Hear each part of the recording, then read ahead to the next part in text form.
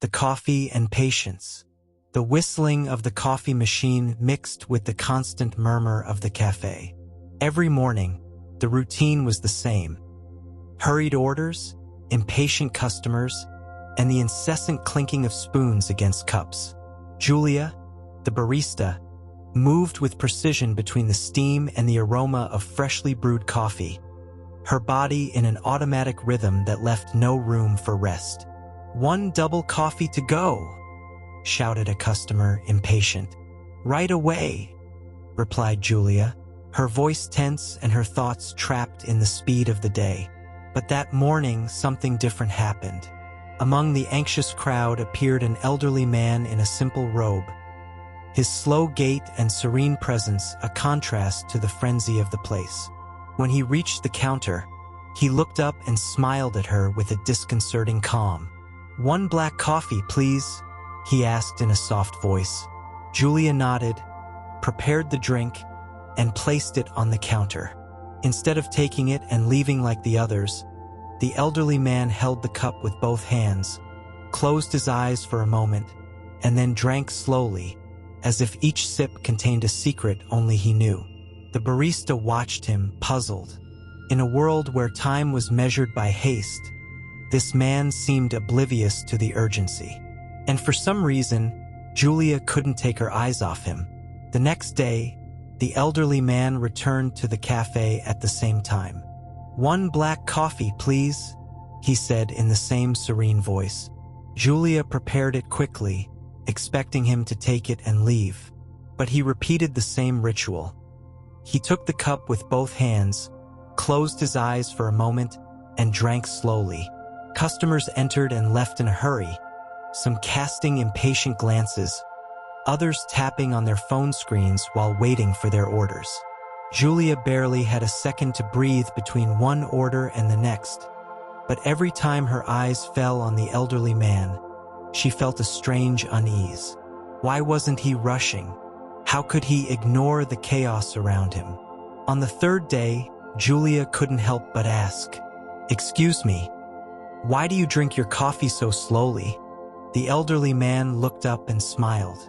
"If the coffee is here, why should it be anywhere else?" Her response puzzled her. "But there's so many people waiting, so much rush." The elderly man nodded, as if he understood something she didn't yet see. "The coffee doesn't taste better when you drink it quickly. Life doesn't either." Julia fell silent, the elderly man's words echoing in her mind as she attended to the next order. Days passed, and the elderly man kept visiting the café, always at the same time, always ordering the same. Julia began to anticipate his arrival, finding in his presence a moment of respite amid the whirlwind of the day. One morning, when the line of customers decreased for a moment, Julia dared to sit in front of the elderly man. "I still don't understand what you told me the other day," she admitted. "How can you ignore all the chaos around you?" The elderly man took a sip of his coffee and set the cup down on the table before answering. "I don't ignore it. I observe it." Julia frowned. "But if you observe it, doesn't it frustrate you?" "I can't help but feel anxious all the time." The elderly man smiled. "The hurry isn't in the coffee. It's in you." Julia lowered her gaze to her own cup, still half full. She realized she always drank her coffee standing up, in quick sips between orders, barely noticing its flavor. She had never considered the possibility of drinking it another way. That evening, when she got home, she made a cup for herself and, for the first time in a long time, sat in silence to drink it. The coffee tasted different. The next morning, Julia felt something different in the air as she prepared the elderly man's coffee. Instead of serving it with her usual speed, she allowed herself to make it with attention. She watched the dark liquid fill the cup, noticed the enveloping aroma, and the slight bubbling on the surface before handing it over. The elderly man took the cup in his hands and nodded slightly, as if he had noticed the change. "Today, your coffee is different," he said. Julia raised an eyebrow. "I made it the same as always." The elderly man smiled. "No. Today you made it while being here." Those words stayed with her throughout the day. For the first time, she began to notice details that had once escaped her. The delicate foam on the cappuccinos, the sound of water running in the espresso machine, the murmur of customers chatting at the tables. Amid the frenzy, there was something deeper, something she had never perceived. The possibility of being present in each action, without fighting against the moment. And then something unexpected happened. An impatient customer knocked on the counter with his knuckles. "How long until my coffee?" Julia felt the impulse to rush, to give in to the tension. But then she took a deep breath. "It's on its way," she replied calmly, finishing the order with the same attention she had given the elderly man's coffee. For the first time in a long time, she didn't feel anxious. Days passed, and Julia continued to apply that stillness to her work. The cafe hadn't become any less chaotic, and the customers hadn't changed. But something inside her had changed. One morning, while preparing the elderly man's coffee, Julia realized she no longer made it just for him. Every cup she served, every order she handed out, she did it with the same presence. She discovered that by paying attention to each movement, the weight of the cup, the heat of the steam, the aroma of freshly brewed coffee, her work no longer felt like a race against time. That day, when she placed the elderly man's cup on the table, he looked at her with a smile. "Now you understand." Julia took a breath and let out a soft laugh. "I think so." The elderly man took a sip and nodded. Patience isn't about waiting calmly. It's about being with what is, without wishing it were different. Julia reflected on his words while attending to the next customer. A woman came in, her phone glued to her ear, speaking quickly. "1 cafe latte, please, but fast. I'm in a hurry." Before, that tone would have made her anxious.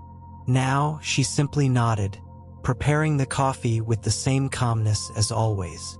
When she handed it to the woman, she noticed that the woman, almost without realizing it, lowered the tone of her conversation and took the cup with a more measured gesture.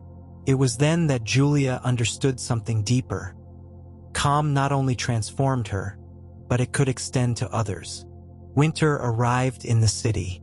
Outside, people wrapped themselves in thick coats and hurried along under the gray sky.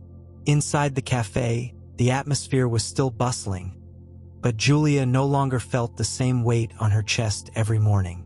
The elderly man kept coming, ordering his black coffee and drinking it with the same calm. But one day, after finishing his cup, instead of saying goodbye, he stayed and watched Julia for a moment. "Soon I will stop coming," he said softly. Julia felt a small emptiness in her stomach. "Are you leaving the city?" The elderly man smiled. "Places change, like everything in life. But the patience you found, that doesn't depend on my presence." Julia looked at her own hands, now accustomed to moving with attention in every gesture. She thought of the customers who once seemed unbearable, of the stress that had ruled her life, and how now work no longer suffocated her like before. She took a deep breath and smiled. "I think you're right." The elderly man finished his coffee, carefully placed the cup on the table, and before leaving, he said, "Remember, coffee always tastes better when you're present." And with the same calm he always arrived with, he left through the door. The days passed, and as the elderly man had said, he stopped coming. At first, Julia felt his absence like a hole in the routine, as if something was missing from the cafe. But over time, she realized that the calm she had learned was still with her. Her way of working had completely changed. Even in the busiest moments, she maintained the same presence, the same attention to each cup, to each order. And something curious began to happen. The customers, without fully realizing it, seemed to catch her tranquility. One morning, while serving an espresso, a man who used to be impatient took his cup and, instead of rushing out, stayed for a moment to look at it. "Do you always make coffee so calmly?" he asked. Julia smiled. "Not always. But now I understand that coffee is not just coffee." The man looked at her curiously, as if expecting an explanation. But Julia simply handed him the cup and said, "Try it. You'll notice the difference." He frowned but took a sip. His expression changed for a moment, as if he had felt something different in the taste, in the way the warmth of the coffee reached his body. He didn't say anything else, but when he left, he did so with less haste. Julia smiled to herself. The elderly man was right. Patience, presence. It was all in the way she chose to live each moment. Time continued its course. The city didn't stop. The cafe was always full, and customers continued coming with their rush and worries. But Julia was no longer the same. One afternoon, while cleaning the counter, a newly hired young barista approached her with a tired expression. "How do you do it?" she asked. "Everyone's in a hurry. The line never ends, and you're still calm." Julia smiled. She looked at the espresso machine, the steam rising in the air, the sound of cups being placed on plates. "At first, I felt the same way," she replied. "But I learned something important. You can't control other people's rush, but you can control how you choose to move through it." The young barista furrowed her brow, not fully understanding, but Julia simply served 2 cups of coffee and handed one to her. "Take a moment," she said. "Drink it calmly." The new barista looked at her with doubt, but then she held the cup with both hands and took a sip. Julia watched her in silence. The coffee tasted different, and with a small smile, she knew that the lesson she had once received would now continue along its path.